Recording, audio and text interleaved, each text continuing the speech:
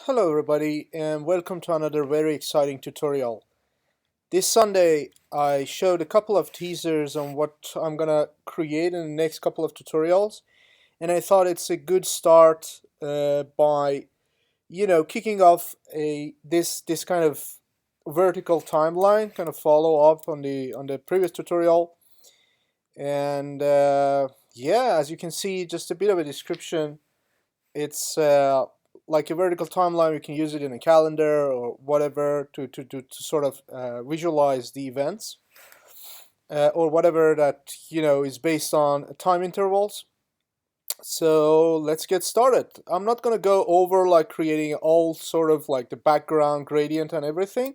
I'm going to point you to the right direction though, but let's get started on creating the actual thing over here. So I'm going to go create a fresh prototype here.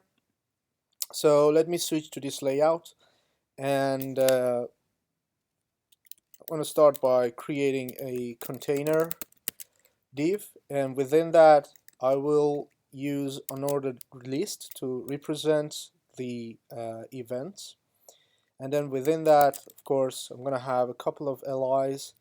Each of them have a div, let's say title, and then we have a div of with a class info maybe, and let's have a div with a class uh, meta, let's say, um, or let's just change it to type. It makes more sense. So let's say title, I don't know, maybe codify, and info, uh, creating awesome CSS tutorials, and the type is maybe presentation. And then I'm gonna copy this li maybe 3 times. Then I'm gonna switch to the CSS, and I will start by typing, let's say, my container, and then ul.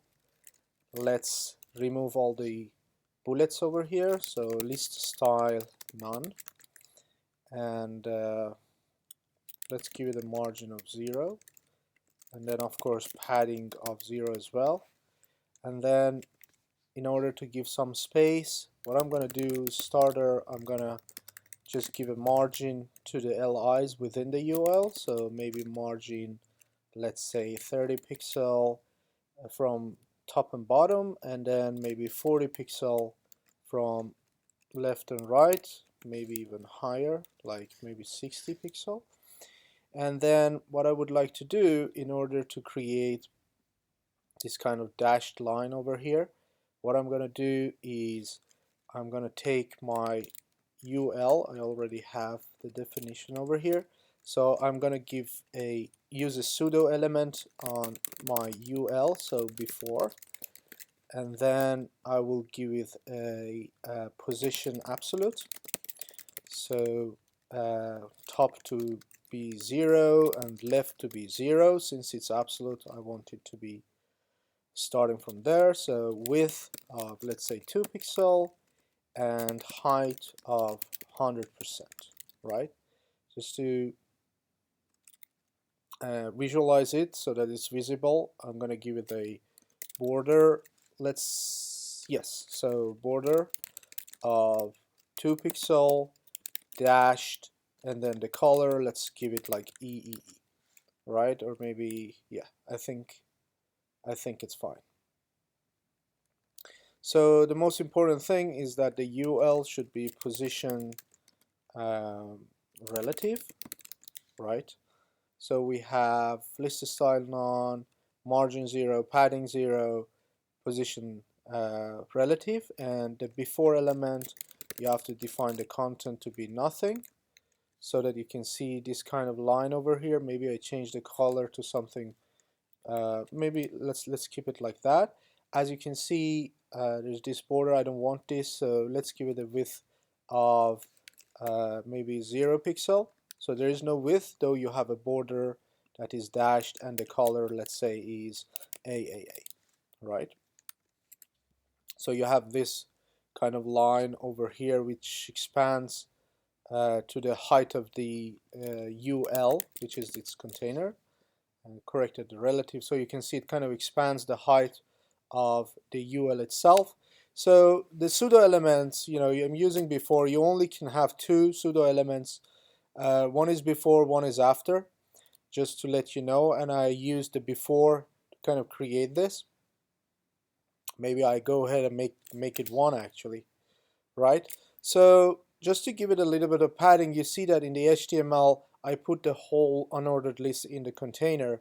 So I'm going to use the container class itself to give it maybe a margin of maybe 40 pixel from top to bottom, and then let's say 40 pixel left and right, so that you have a little bit of a space over here.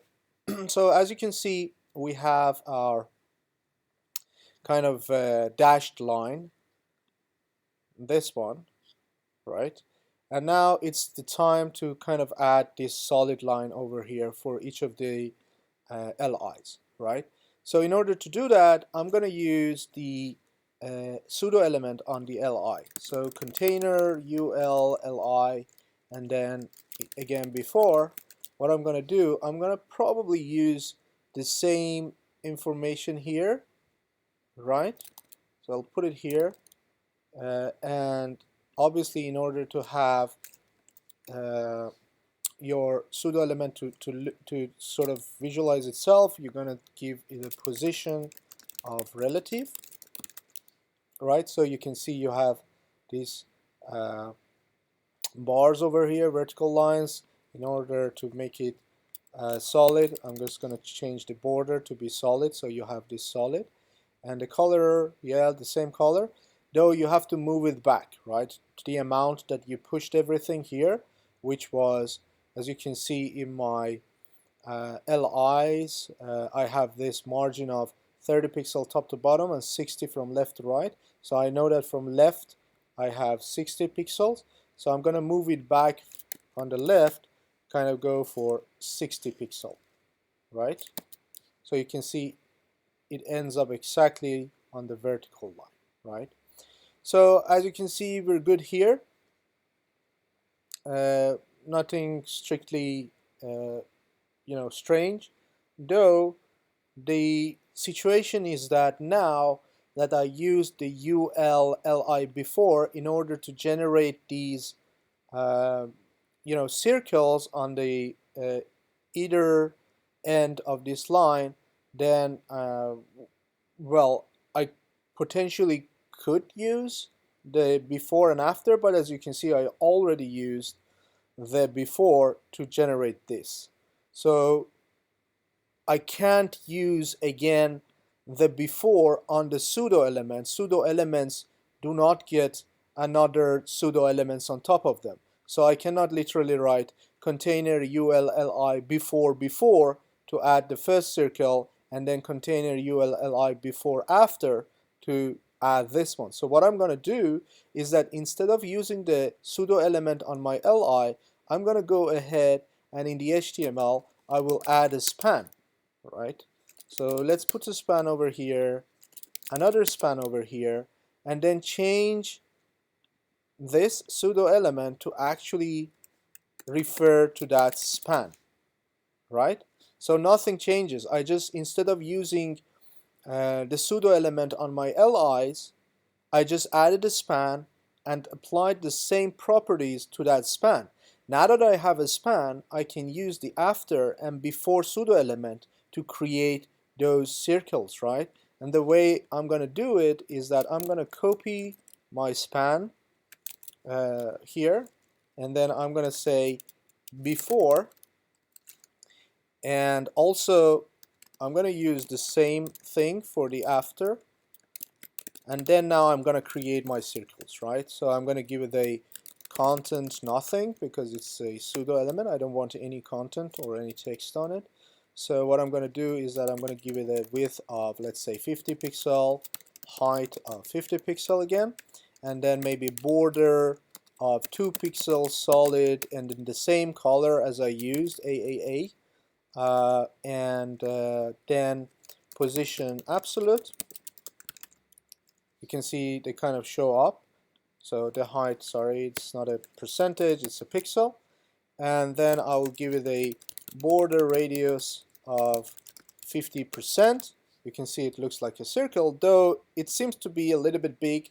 So what I'm going to do is I'm going to make it maybe 30 and the height 30 as well. It's still big. Let's make them 10, right? So it looks pretty good. And then what I need to do is that right now both before and after elements are exactly at the same place.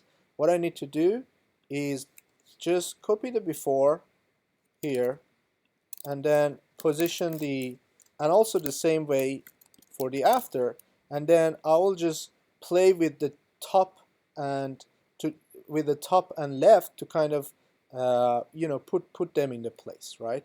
So for before on each of these, I'm gonna go for top 0, which is where it is. Maybe I should do top minus maybe 5 pixel, and then left obviously to the, you know, the radius of it, it's what, again, minus 5 pixel, right?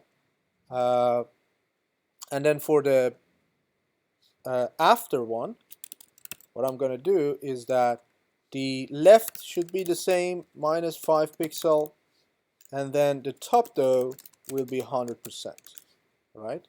You can see that it nicely aligns here, though you can see that the left is not exactly what I wanted, so I'm going to play with the left to be maybe minus 7, yes, and also the same here on the before element to minus 7. And since, you know, the left is reoccurring in both before and after, I just can copy that value and put it here where I defined the properties that are the same for both before and after, and remove these from here, right? So you can pretty much see that I have very nice like before and after, though I need to kind of move the before a little bit higher, so I'm gonna change it to maybe minus, let's say 10, even more 12, right? But let's just choose 10 for now. And you can see that it kind of matches, though you can see it's overlapping with the line beneath it. What I'm going to do is that I will give a background of, let's say, white, right? So you can see it pretty much matches. And now in order to kind of, you know, add a little bit of a more spacing so that you can see the dashed line underneath, what you need to do is on your LIs, you know, you give a little bit of a more margin to the top, let's say 120. Sorry, it got really big. Sorry, this is the wrong. I'm changing the left and right, so this is top and bottom. So I'm going to just make it maybe 50 pixel, right? So that you can see that I have a little bit of more space between my LIs, so that this dash line gets visualized, right? So you can see we pretty much covered how we create these guys, right? So it looks pretty good. You know, for this kind of look, you can go ahead and give your, you know, LIs, you know, a background color and then a border color, maybe border radius. That's not the focus of this tutorial. We're working on how to create these two. So now the next thing is the timings, right? So again, since I used the span pseudo elements already, I can pretty much use those to generate those numbers. What I can do is in each of these LIs, I create a new span, right? And then maybe give it like time, the class time. And I will just, inside of it, I define two divs, maybe two spans again, one for the top number, which is this one, and one for the bottom, right? So let's say span, and then another span, and then I'm gonna use what is it, like 9 a.m. to 10 a.m., right? And I'm gonna use the same thing in all the LIs. So this, and then again this, just changing these a little bit, maybe from 13 to 14, and from, let's say, 15 to 19, right? So it's a big event. So now you can see how they kind of match up here. The reason why is that in my CSS, I refer to, my span, or the element that I used to create this solid line. I used the span, but since now there are two spans, as you can see, right? Now there are two spans, it won't look good. What I can do is maybe change this to div, right? I'm gonna choose this one to be a div as well, and then this one to be a div as well, right? So now it looks pretty alright, better than it. So now this selector that I have in my CSS, which is container ULLI span, will affect all these spans that are within my LI, right? And with that said, I have one span over here which I use to create this solid line, and I do have two spans, right, in my div with the class time, right? Just to make sure that I explicitly use the first span. One way of doing that is by using this operator over here, so you can see what happens. So I pretty much say whatever span that is exactly at this next level within my LI, right? So as you can see in my LI, this is the first one, right, after my LI, and you can see what happens here. This is pretty funny. It kind of affects the before and after as well, because I have this definition. So I'm going to use the same operator here for both before and after, and here as well, right? So you can see now I do not have the same problem here anymore, because from my HTML markup I have obviously a couple of spans, but I do want this selector here to refer to the first span, not the other spans, because I'm going to use the other spans for the timing, right? So in order to do that, from this perspective, you can see that from the hierarchical perspective, this span is exactly one level after the definition of Li, but these spans have one div as an interim, right? So I just want to affect this one. That's why I use this operator. So this operator basically says that all these spans that are exactly within the LIs, right, defined, without any intervention. So it doesn't affect these spans because there is a div already, right, at that level. So it will not include these spans. And now in order to move these guys freely, what I'm going to do is that I'm going to, because I have a class, so let's say container ULLI, and then I have the span, I have my div, which is of class time, and then span there, right? What I would like to do is giving them a position of absolute, right? And then the first span, so let's do like this, my container ULLI and time span, but I know in my HTML this is the first one and this is the last one. So within my div with a class time, this span is first, this span is the second, right? So what I'm going to do is that I'm going to take the first child over here and I'm going to use column first child, and then I'm going to give it a left minus 65 pixel, even more, minus 80 pixel, maybe even more, 90 or 100. I'm going to play a little bit, and this is the left, and I want the top to be 0, right? So the top is 0 now, so you can see it nicely positions itself over here. Maybe the top should be minus 20 pixel, maybe let's say 15 pixel, even less, kind of aligns with this.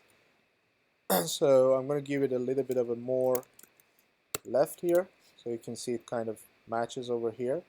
And maybe I will give the text align in my spans to be right. So, well, it didn't affect anything, but we can definitely work on it.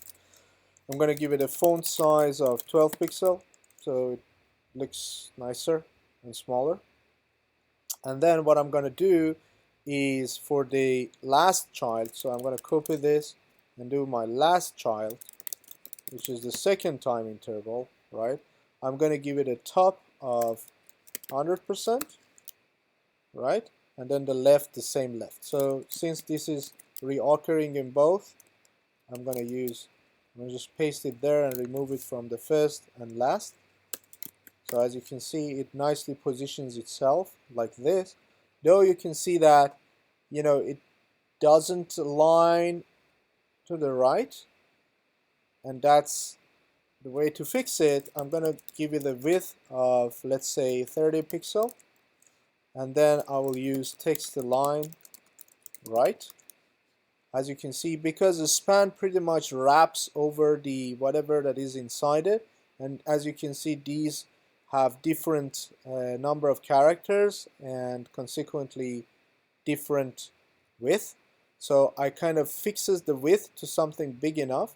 So if I give it a background of red, you can see what I mean, right? So the width of my spans now are big enough, and it kind of encompasses the whole the numbers that I have here. So it kind of, and then I use text align right to kind of align it to the right? Yes, and then you can definitely give it a color of whatever, right? Maybe something bigger, or maybe 777. And yes, here we go. So it was kind of like an intermediate to advanced tutorial. I hope you enjoyed this tutorial. I will share the link to this prototype as always. Let me know if you had any questions, any concerns, and don't forget to like this tutorial if you liked it, and share it as well. If you haven't subscribed already, please go ahead and subscribe to my channel. And yes, I hope you enjoyed it. Have a good time and see you next time. Bye.